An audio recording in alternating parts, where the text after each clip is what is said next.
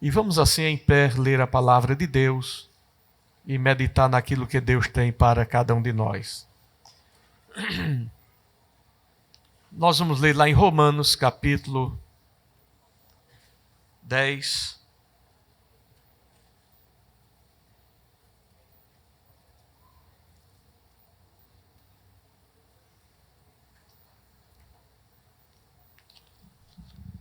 Romanos, capítulo 10.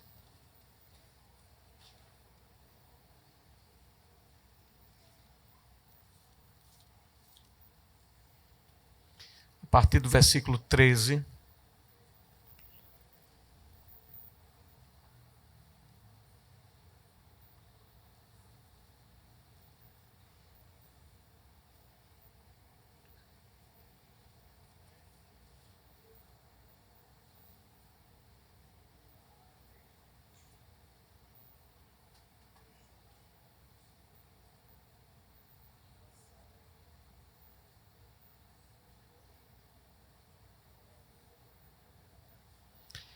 E depois ainda vamos ler outro texto que está em Colossenses, capítulo 2. Mas leamos primeiro este. Romanos 10 e 13 em diante diz assim: Porque todo aquele que invocar o nome do Senhor será salvo. Como, pois, invocarão aquele em quem não creram? E como crerão naquele de quem não ouviram falar? E como ouvirão se não há quem pregue? E como pregarão se não forem enviados? Assim como está escrito: Quão formosos os pés dos que anunciam coisas boas. Agora Colossenses,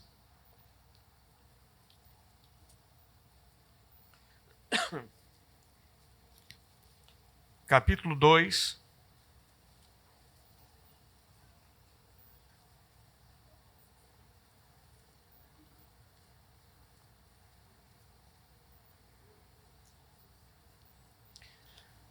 do 1 ao 3. Colossenses 1, 2, 1 ao 3. Pois quero que saibais quão grande luta tenho por vós, e pelos que estão em Laodiceia, e por quantos não viram a minha pessoa, para que os seus corações sejam animados, estando unidos em amor, e enriquecidos da plenitude do entendimento para o pleno conhecimento do mistério de Deus, Cristo, no qual estão escondidos todos os tesouros da sabedoria e da ciência. Amém. Estamos dando prosseguimento a este assunto. Como ouvirão se não há quem pregue? E aqui traz uma realidade sobre a necessidade de enviar e a necessidade de se pregar o verdadeiro evangelho. E é sobre isso que estamos falando. Pastor Jair, venha fazer esta oração. Eu quero também dizer aos meus irmãos que estão aí através da internet que vimos aqui muitos pedidos de orações e estamos agora, neste momento, apresentando os pedidos de orações que foram enviados. Estaremos juntos aqui em oração por você também e por sua família. Que Deus abençoe a você e pode assim compartilhar com outras pessoas também. Deus abençoe. Muito bem, meus irmãos, vamos orar ao Senhor Jesus. Senhor, meu Deus maravilhoso, te agradecemos, ó Deus, por esta oportunidade maravilhosa de estar na tua casa, em teu santo templo, mais uma vez, Senhor, para aqui te adorar na beleza de tua santidade e ouvir a tua palavra, Senhor, o ensinamento de tua palavra, a sã doutrina. Continue abençoando, Senhor, teus filhos e filhas que aqui chegaram e aqueles que não deu para chegar, o Senhor sabe de todas as coisas. Continue abençoando nosso pastor presidente, todo o santo ministério e as pessoas que estão enfermas. Deus eterno, que tudo seja para a glória do teu nome. Peço-te em nome de Jesus. Amém. Amém. Podeis sentar, meus irmãos.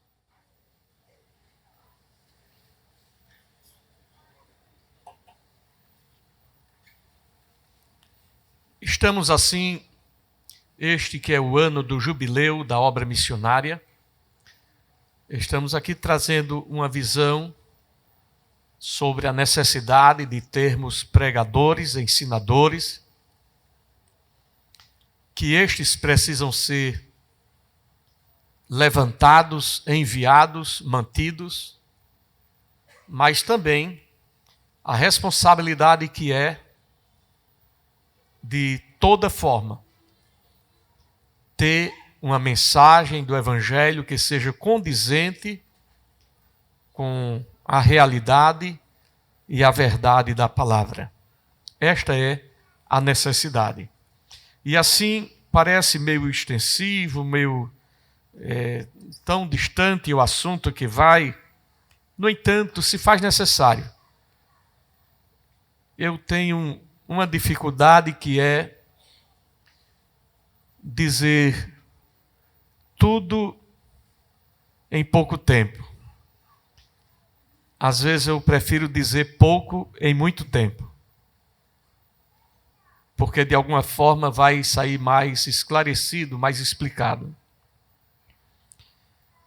E a Bíblia, ela é muito entrelaçada, os textos são muito aproximados. E de repente uma palavra aqui vai levar tantas coisas ali para que a gente compreenda o que está colocado naquele lugar. Nós falamos da última vez, foi no dia 11, porque a semana passada eu queria ouvir, não é? Eu queria ouvir a semana passada. A gente precisa ouvir também, não é? Tem gente que acha que não precisa ouvir, não. Eu preciso. E para mim foi muito bom estar aqui a semana passada e ouvir a palavra através do pastor Luiz Gustavo. E que cada um possa guardar aquela palavra no seu coração. Sendo assim, vamos dar prosseguimento ao assunto. E dentro deste assunto que é como ouvirão se não há quem pregue, como pregarão se não forem enviados. E esse texto que nós lemos hoje aqui, que é Colossenses, pois eu quero que saibais quão grande luta tenho por vós. Aqui está alguém, este alguém é Paulo, falando de uma realidade, falando de sua situação como alguém que foi levantado por Deus para levar a palavra. E o que isto causava e refletia em sua vida, em sua chamada, em sua caminhada com relação ao peso da responsabilidade que tinha diante de Deus e diante da igreja do Senhor. Hoje, evidentemente, não vamos ter condições de aprofundar tanto isso aqui, mas vamos devagarinho até o dia que Jesus permitir. E ele traz aqui uma palavra dizendo da grande luta que tinha por eles e pelos que estavam em Laodiceia, ou seja, tanto a igreja que estava em Colossos, quanto a igreja que estava em Laodiceia. Eram dois lugares diferentes. E por quantos não viram a minha pessoa? Em outra versão diz, não me viram em carne, não me viram face a face. Vamos meditar nisso mais adiante. Para que os seus corações sejam animados, estando unidos em amor e enriquecidos da plenitude do entendimento para o pleno conhecimento do mistério de Deus. E é sobre essa palavra, mistério de Deus, conhecimento do mistério de Deus, que faz uma ponte com a carta aos Efésios, no capítulo 1, versículo 9, que nós lemos em outro momento, quando diz, fazendo-nos conhecer o mistério da sua vontade, segundo o seu beneplácito que nele propôs. Está em Efésios, capítulo 1, e o versículo 9. Sendo assim, vamos meditar um pouco sobre esta questão que nos foi revelada, fazendo-nos conhecer o mistério da vontade de Deus, segundo o seu beneplácito, segundo a sua vontade, a sua boa vontade, segundo aquilo que Ele teve como proposta realizar para nós, desvendar para nós. E nós falamos sobre isto naquele momento, não é? Estamos apenas recapitulando um pouco para nos lembrar. Mais adiante diz que pudéssemos ser cheios. Esses cheios aqui é mais do que cheios, é completos.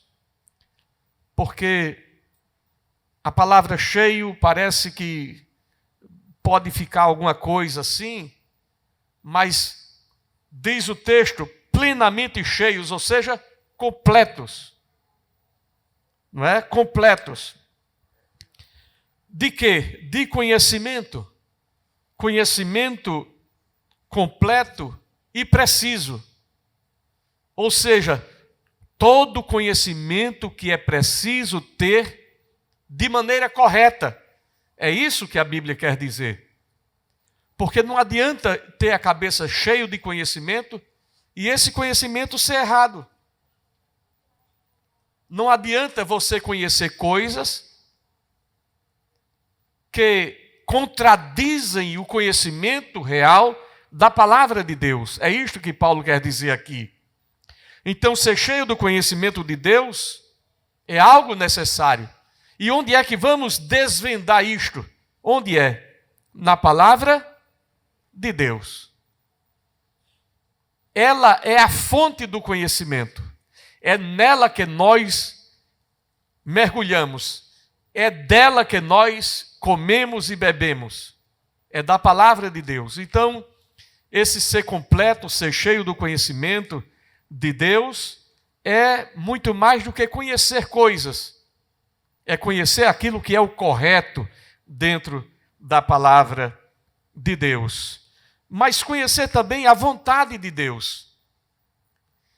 E aqui comentamos brevemente sobre qual é a vontade de Deus para nós. Em todos os aspectos, qual é a vontade de Deus para nós? Em primeiro lugar, que nós possamos andar como convém. Este é o princípio maior da palavra de Deus. A vontade do Senhor é que nós o conheçamos, porque nós somos conhecidos dele. Deus nos conhece. Deus sabe quem nós somos. E é preciso agora que nós busquemos conhecer o Senhor. Por isso a Bíblia diz que devemos, lá em Oséias, capítulo 3, versículo 6, versículo 3, troquei agora na mente. Portanto, conheçamos e prossigamos em conhecer o Senhor. Esta é a nossa meta, é aquilo que nós precisamos fazer. Conhecer a Deus. E você não vai conhecer a Deus a não ser pela revelação da palavra. Não tem outro jeito. Não tem outra forma de você conhecer a Deus. Eu tive um sonho essa noite e eu conheci Jesus. Não, você vai conhecer Jesus aqui. É pela palavra de Deus que você vai conhecer o Senhor. É através da... Ele se deu a conhecer pela sua palavra, não é? Então, nós devemos andar de que maneira? Então, Efésios capítulo 5, versículos 15 a 17, abra a sua Bíblia. Efésios 5, 15 a 17 diz: portanto, vede prudentemente como andais, não como nécios, mas como sábios, remindo o tempo, porquanto os dias são maus. Por isso, não sejais insensatos, mas entendei qual seja a vontade do Senhor. E nos faz lembrar aquela palavra que diz que a vontade do Senhor é boa, é perfeita e é agradável. Assim é a vontade de Deus. Não tem como enxergar de outra maneira. Eu posso até não entender, mas eu aceito por fé, porque Ele conhece mais do que eu. E ao final de tudo, Ele que conhece tudo e que vê tudo e que sabe o presente, o passado e o futuro, Ele sabe o que é o melhor para mim, o melhor para você e a vontade dele sempre será boa, sempre será perfeita e sempre será agradável. Se nesse primeiro momento eu não entender, eu vou entender depois. Amém, irmãos? Então, a palavra de Deus nos mostra que a vontade de Deus foi reconciliar todas as coisas em Cristo Jesus. Só em Jesus, em ninguém mais. A Bíblia diz que em nenhum outro nome há dado entre os homens pelo qual devamos ser salvos, somente em Jesus. Ele disse: eu sou o caminho, a verdade e a vida, e ninguém vem ao Pai a não ser por mim. Se aquele que foi enviado para pregar a mensagem, como ouvirão senão a quem prega? Pregar o quê? Isto aqui. A salvação é Cristo Jesus. O caminho é Cristo Jesus. A verdade é Cristo Jesus. Ele é o caminho, a verdade e a vida. Esta é a mensagem do Evangelho, onde Cristo é o caminho. Cristo é o ponto que nos une a Deus. Foi Ele que inaugurou o novo e vivo caminho, que não existia. O caminho foi quebrado, a comunhão foi quebrada.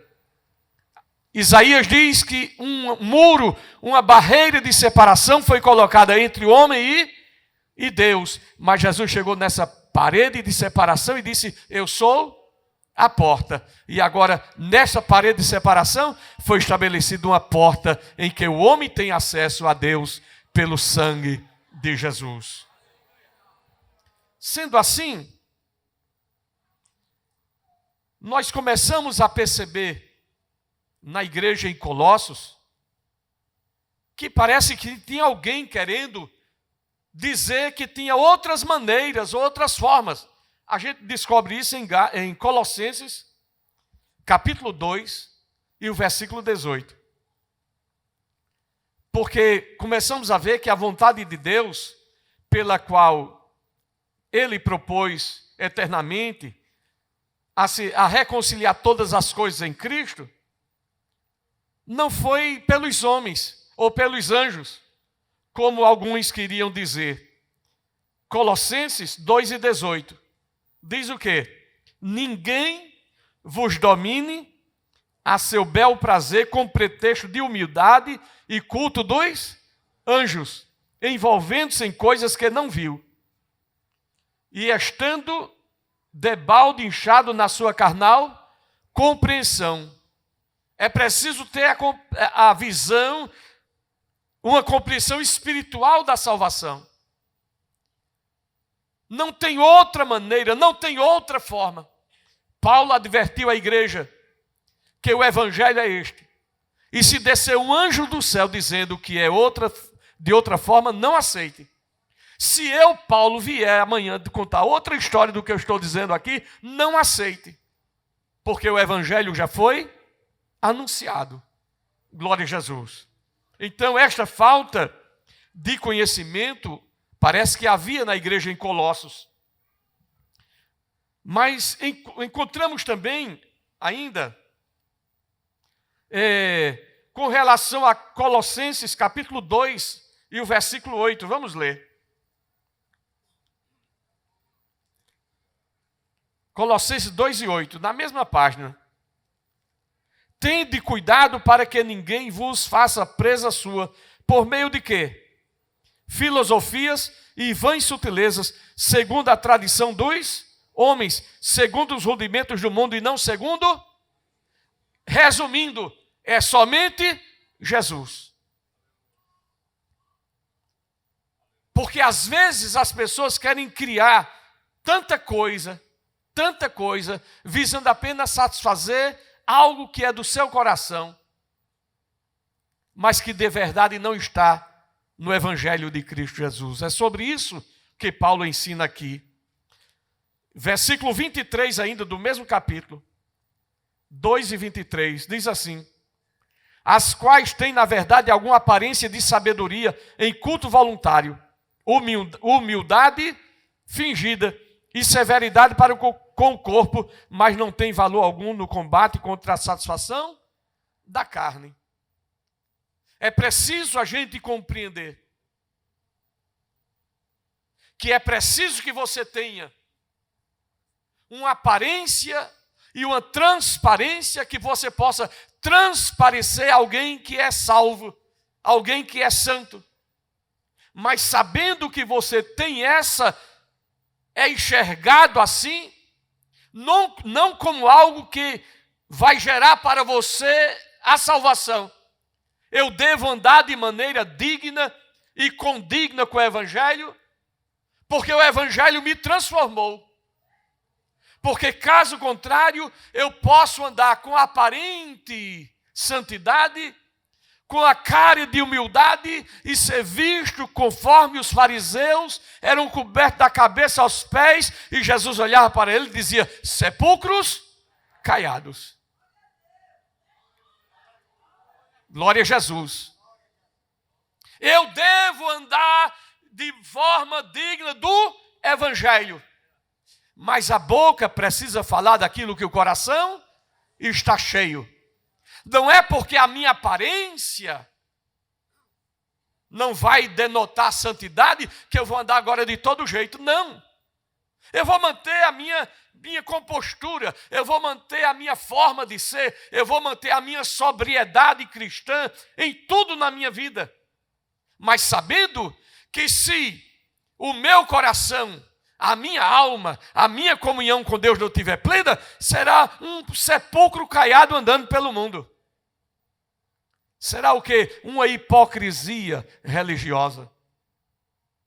O que nós precisamos ter na nossa vida é a dignidade de ser cristão e andar de forma digna do Evangelho. É isto que Paulo ensina. Que nós andemos do modo digno do Evangelho. É assim que devemos andar. Agora, isso não pode ser apenas uma aparência de humildade. Isso precisa ser um invólucro onde dentro daquela pessoa, de fato, de verdade, está alguém que nasceu de novo, que tem uma vida sã, uma vida pura e que anda, porque todo crente deve andar dignamente diante de Deus, diante da sociedade. Mas não é isso simplesmente que define o crente. O que vai definir o crente é ele ter sido transformado. E quando ele é transformado por dentro, é visto por fora. Quando ele é transformado por dentro, por fora, todo mundo enxerga a pessoa, aquele homem, aquela mulher, como um servo de Deus. É isso que importa. E não apenas uma aparência, como se fosse uma máscara, como se fosse algo que vem somente para uma roupa, como um teatro que alguém vai se vestir para representar um papel. Então, mas fala também sobre entendimento. E o conhecimento, ele é desejável. Quem não quer ter conhecimento? Quem não quer ter sabedoria? Salomão pediu isso. Salomão pediu isso. O que é que tu queres? Eu quero sabedoria. Para saber entrar e sair no meio do povo. Toda pessoa que tem um mínimo de senso, ele quer ter sabedoria, quer ter entendimento, quer ter conhecimento, para saber lidar com as coisas. Às vezes as pessoas sofrem por não ter o entendimento adequado, o conhecimento adequado, e aí entram em situações que não deveriam entrar. Entram em problemas que não deveriam entrar, por falta de sabedoria, por falta de entendimento. Agora, a Bíblia nos diz, em Colossenses capítulo 2, veja que coisa.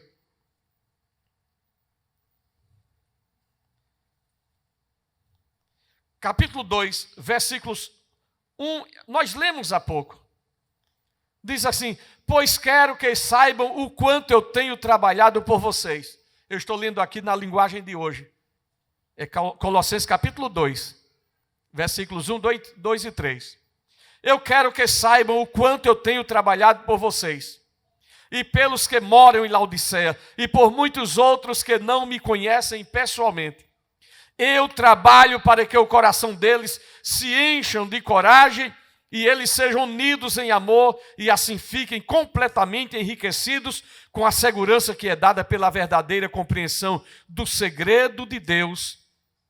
Este segredo é quem? É Cristo, o qual é o quê? A chave que abre todos os tesouros escondidos do conhecimento e da sabedoria que vem de Deus. Ora, se eu quero ter entendimento de Deus, eu quero agora conhecer. A porta é quem? A chave que abre a porta é quem? Cristo. O qual é a chave que abre a porta.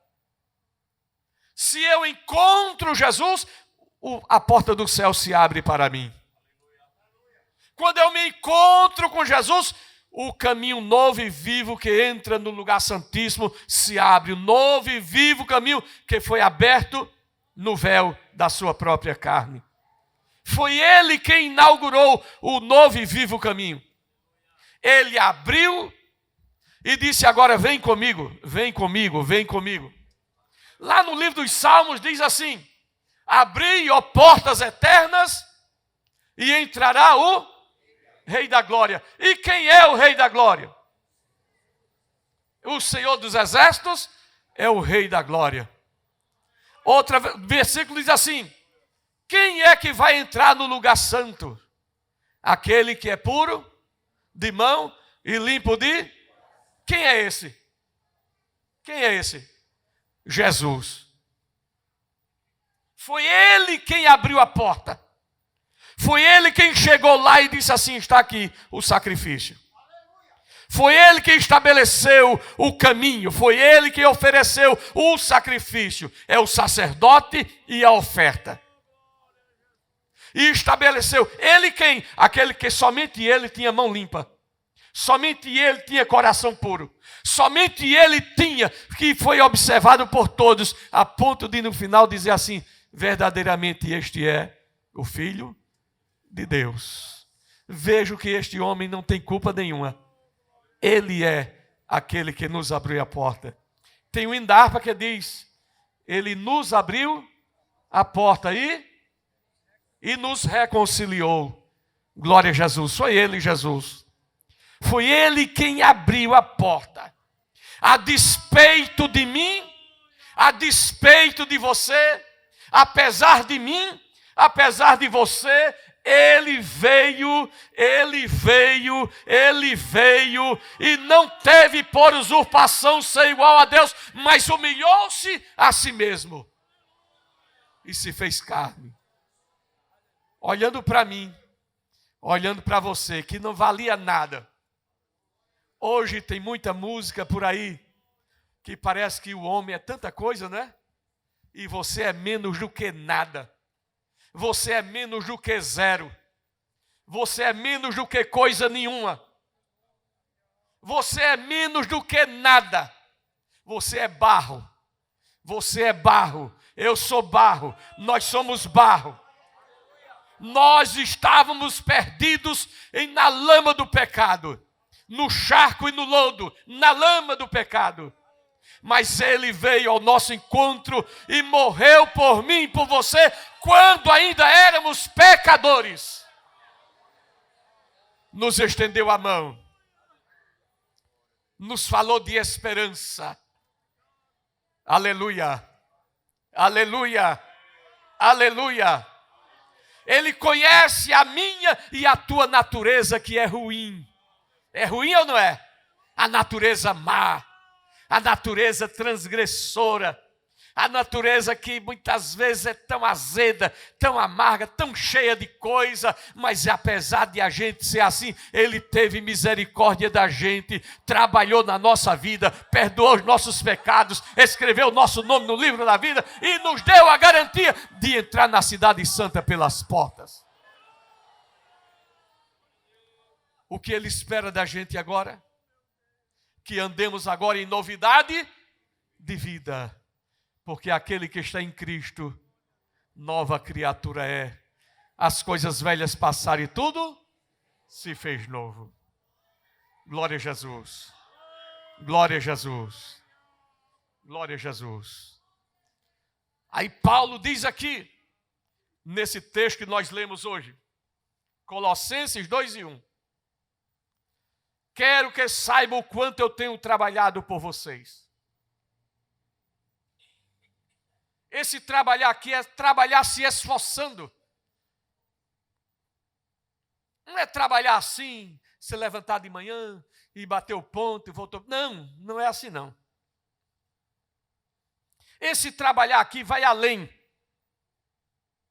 Quando nós lemos Colossenses 1, 27 a 29, vire a Bíblia ao contrário, você vai ver. Colossenses 1, é só virar a página aí, você vai encontrar Colossenses 1, 27 a 29. Aos quais Deus quis fazer conhecer quais são as riquezas da glória deste mistério entre os gentios, que é Cristo em vós, esperança da glória, a quem anunciamos, admoestando a todo homem e ensinando a todo homem toda a sabedoria, para que apresentemos todo homem perfeito em Jesus Cristo. E para isto também trabalho, combatendo segundo a sua eficácia, que opera em mim poderosamente. Que opera em mim como, irmão? Poderosamente. Quando nós lemos, veja como a Bíblia é extraordinária, porque você vai ali, quando vira a página, está dizendo a coisa, esclarecendo, fortalecendo, corroborando, ajustando, entrosando a coisa de uma maneira que você compreende a palavra. Quanto eu tenho trabalhado por vocês?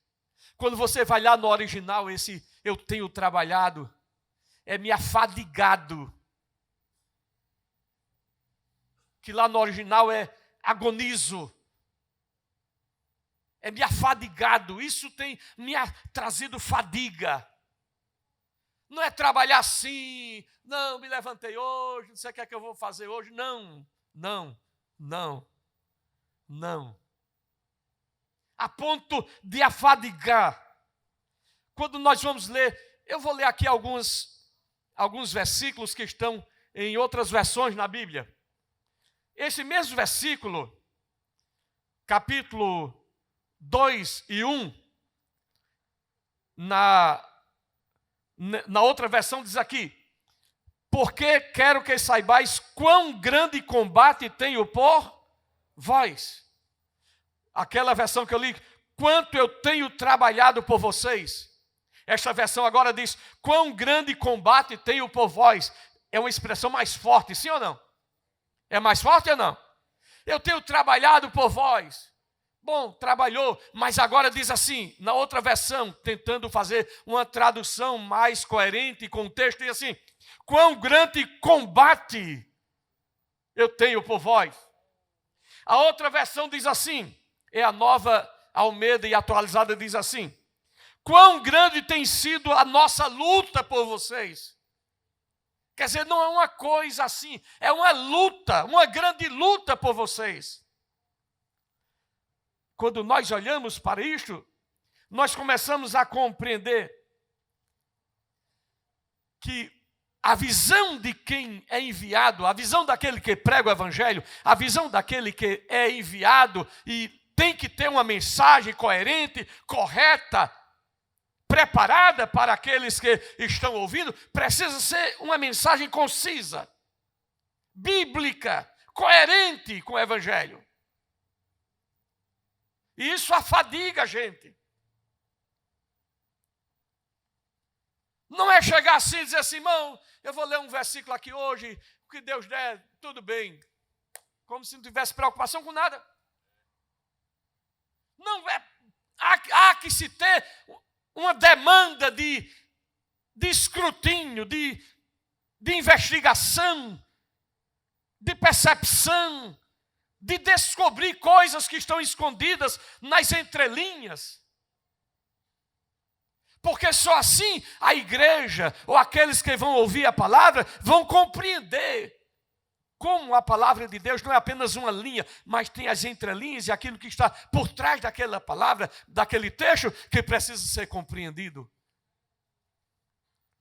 E isso não é feito de qualquer forma. É como diz um comentarista, é como fosse a agonia de um conflito, de fervorosa e ansiosa oração.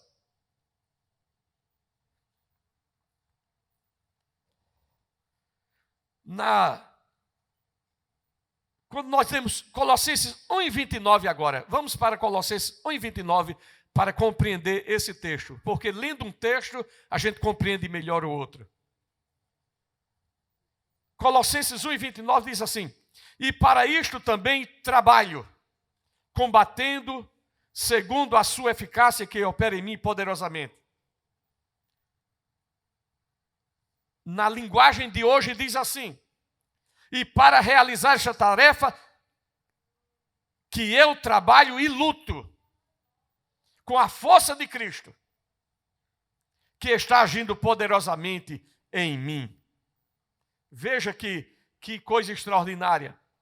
Na Nova Versão Internacional diz assim: para isso é que eu também me afadigo. Aqui está a palavra mais corretamente traduzida lá do original. Quando diz assim: para isso é que eu também me afadigo. Eu não quero apenas fazer isso aqui, eu quero fazer a ponto de fazer o máximo que eu possa fazer. Dar o melhor que eu possa dar. Entregar o melhor que eu possa entregar. Se isso vai me trazer fadiga, eu me afadigo. Eu corro, eu luto, eu trabalho por vocês. Eu trabalho para vocês. Eu persisto nisso. Porque eu quero que todos tenham o pleno conhecimento do mistério, da vontade de Deus em nossa vida. Veja como um versículo ele vai se desdobrando e tanta coisa tem a se falar em um só versículo. Porque eu quero que saibais quão grande combate tenho por vocês. Me afadiga. Aqui ele faz uma metáfora com um atleta. Você já viu o atleta? O atleta é diferente daquele que faz uma caminhada, sim ou não? Um atleta se levanta de manhã e diz: eu vou ali fazer uma caminhada. Vai lá e volta, quando chega em casa come um prato de cuscuz com charque. É assim ou não? Por quê? Porque ele não é atleta. Ele não tem o compromisso que o atleta tem. Ele não tem a dieta que o atleta tem. Ele não tem a rotina que o atleta tem.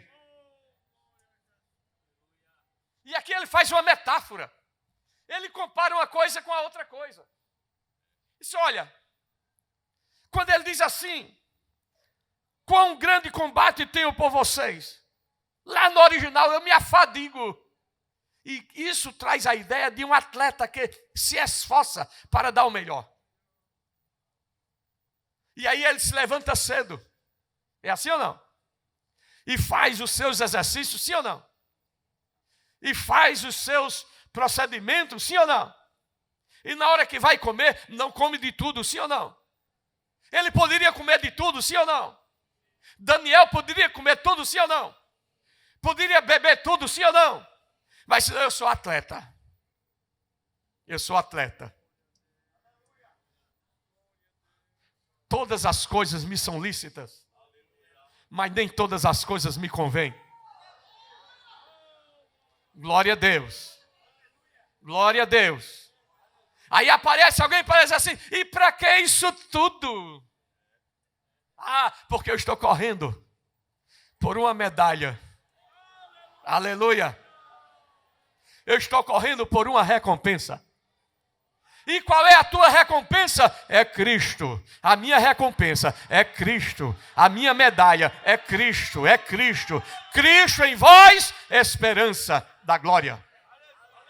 Enquanto que a esperança da glória de um atleta é a medalha no peito, a esperança da glória do crente é Cristo. É Cristo. É Cristo. Ele é a esperança da glória.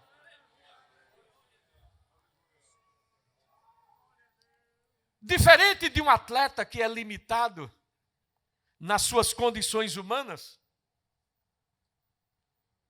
aqui, aquele que tem a responsabilidade de pregar e ensinar o Evangelho, ele vive em condições ilimitadas em Cristo. Sim ou não? Porque Jesus disse assim, olha, você não fique preocupado com o que vai dizer, porque o Espírito vai fazer lembrar. Ou seja, fique tranquilo, eu vou diante de você, endireite o caminho torto, quebra as portas de bronze, despedaça o ferrolho de ferro e mostra o tesouro escondido. Não vos deixarei órfãos, eis que estarei convosco todos os dias, até a consumação dos séculos. A garantia nossa é que Jesus não nos deixa só. A garantia nossa é que Ele não nos abandona. Se todo mundo nos deixar, Ele vai dizer assim, eu estou com você. Aleluia. Aleluia. Aleluia. Quando você pensar que está sozinho e entrar dentro de uma caverna, Ele vem na boca da caverna e diz assim, ei, psiu, ei, psiu, ei, psiu.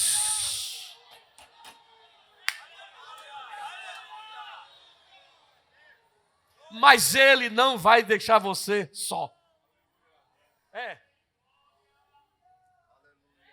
Porque nas horas em que as coisas estão acontecendo na nossa vida, é tão fácil ver Deus, não é? Basta orar que o sol, o fogo desce, glória a Deus, Deus está na minha vida, aleluia. É só orar e o céu se fecha. Não tem chuva? Segundo a minha palavra, não vai chover. É tão bom ser crente nessa hora, não é? Mas na hora de orar para chover,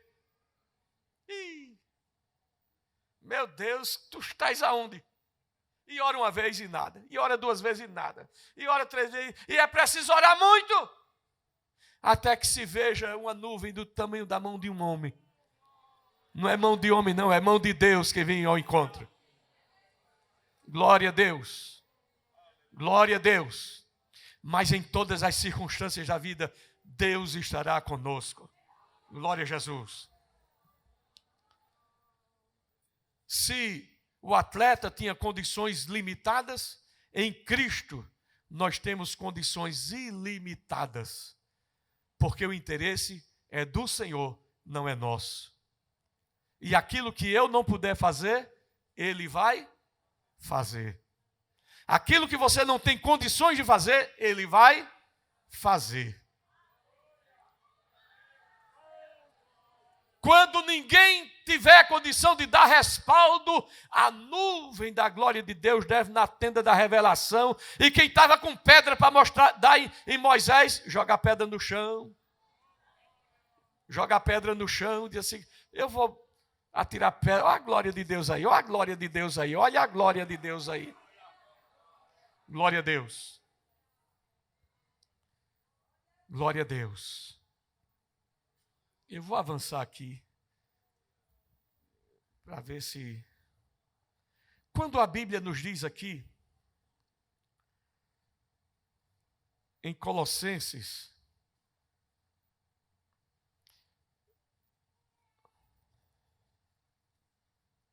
a gente fica aqui querendo pular, mas não tem jeito não, tem que seguir a linha mesmo. É assim mesmo. Vocês vão ter paciência. Quando você lê ainda Colossenses 2:1, não terminou ainda não. Diz assim, pelos que estão em Laodiceia. Em Laodiceia, vamos ler Colossenses capítulo 4, para a gente entender.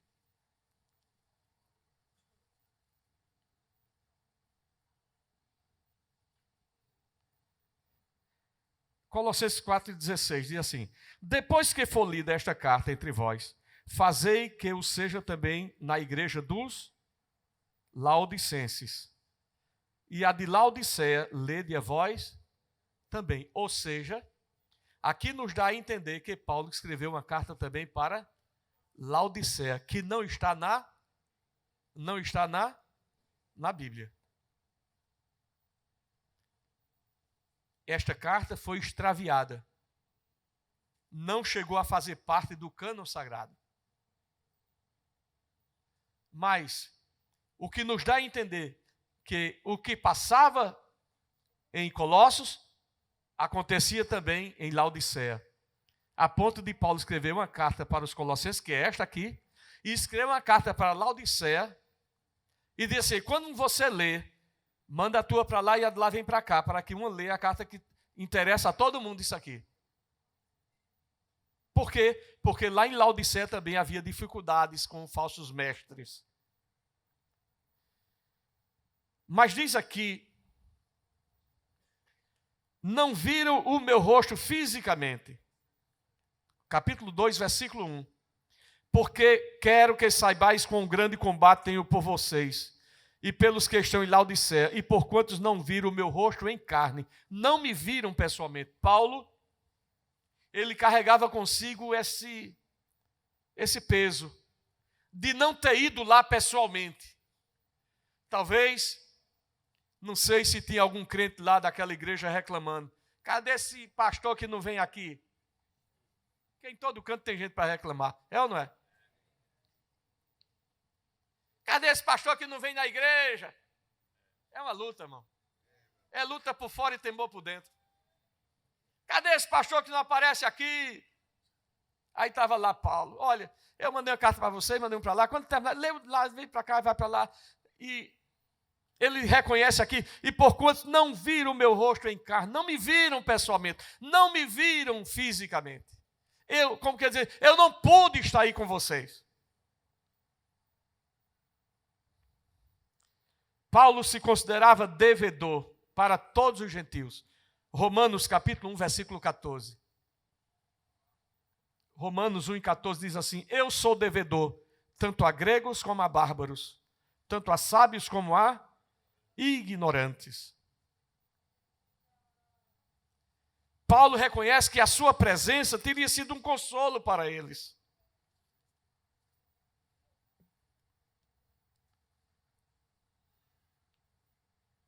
Paulo reconhece isso.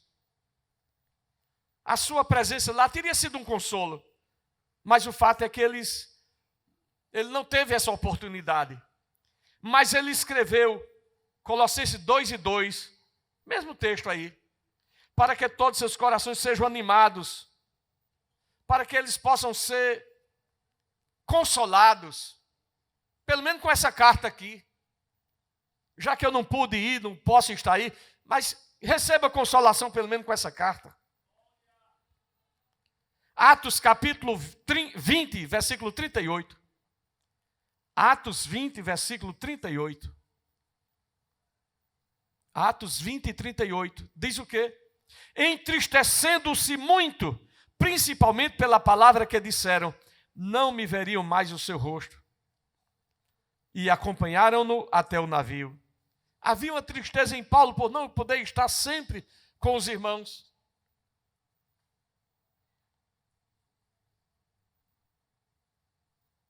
E nós percebemos isto da ausência de Paulo em Colossos, embora ele estivesse ausente em carne, mas sempre presente no ensino, na admoestação. Você lê em Colossenses capítulo 1. Vamos voltar para Colossenses no capítulo 1. A gente não sai do canto, mas também não acaba. É assim ou não é? Colossenses capítulo 1.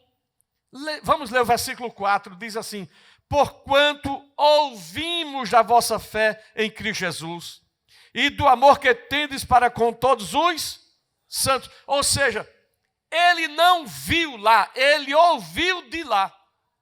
Ele não esteve lá, mas ele ouviu de lá. Como aprendestes de Epáfras. Epáfras era o pastor daquela igreja. E Epáfras trazia o relatório da igreja para Paulo, dizendo como era o povo, como estava o povo. Nosso amado conservo, que para vós é um fiel ministro de Cristo, o qual nos declarou também o vosso amor no Espírito. Então, Colossenses capítulo 2, versículo 5. Glória a Jesus. Colossenses capítulo 2, versículo 5, deixa isso claramente no final. Porque ainda que eu esteja ausente quanto ao corpo, contudo em espírito estou convosco, regozijando-me e vendo a vossa ordem e firmeza da vossa fé em Cristo. Aqui ele declara claramente e fala claramente da sua ausência na igreja de Colossos. Mas isso não impediu de que ele estivesse presente através do ensino, da orientação, das cartas que ele tinha enviado. Jesus dos crentes. A hora acabou. Glória a Jesus.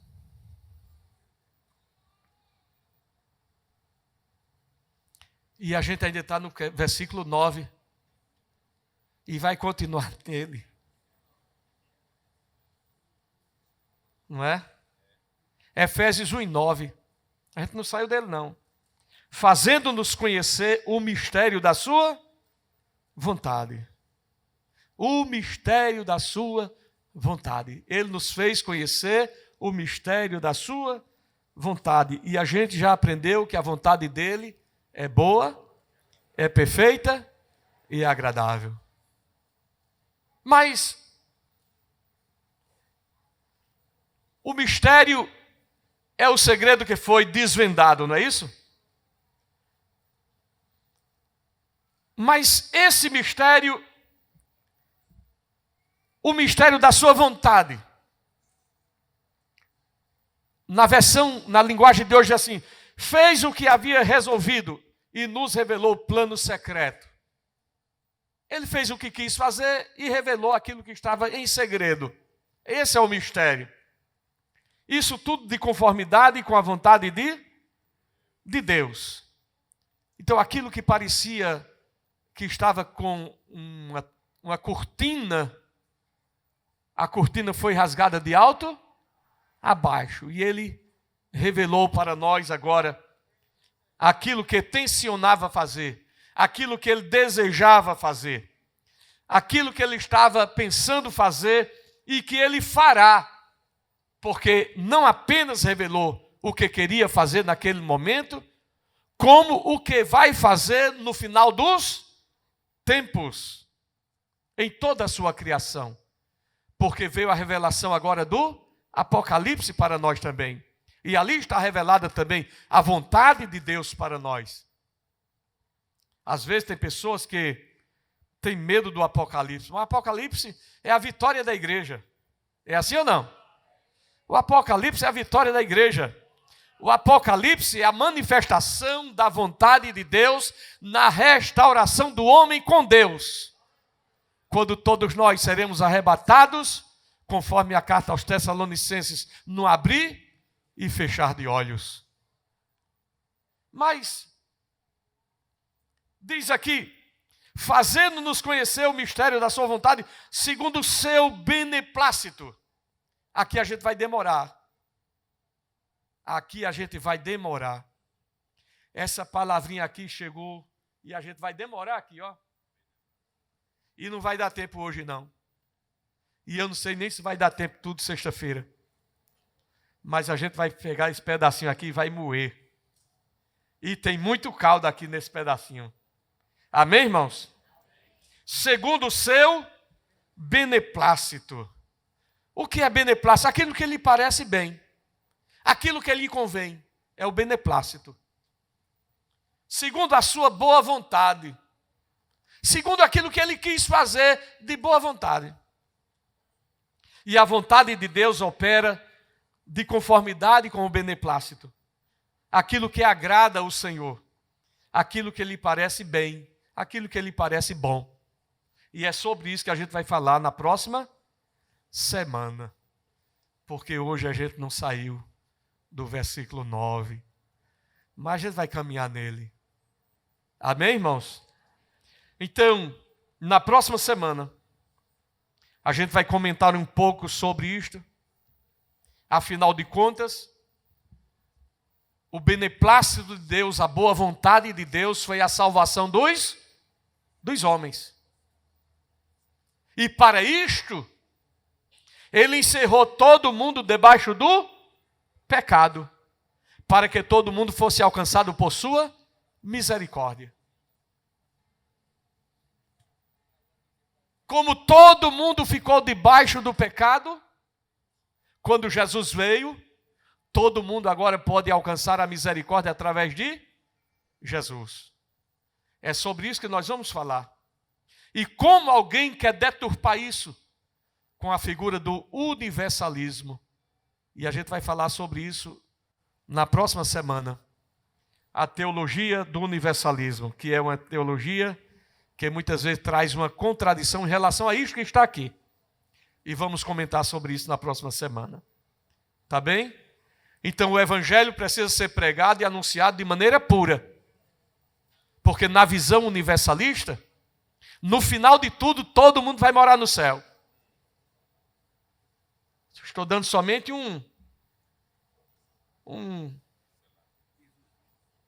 uma pinceladazinha. Na teologia do universalismo, no final todo mundo vai se salvar. Mas é assim que o evangelho ensina. Como ouvirão sinal a quem pregue? E como pregarão se não forem enviados? Quem é o pregador? Quem vai ser enviado? E qual é a sua mensagem? Então precisaria de pregador se no final todo mundo vai ser salvo? Bom, basta. Que Deus nos abençoe, que Deus nos ajude. E se Deus permitir, na próxima semana, a gente continua. Eu vou deixar aqui marcadinho, viu? Para não me esquecer onde eu parei. Pronto, está marcado. Glória a Jesus. É gozo do céu para mim, sim, gozo do céu para mim, negar a mim mesmo e tomar minha cruz, é gozo do céu para mim. Se, porém, não agrada a vocês servir ao Senhor, escolham hoje a quem irão servir.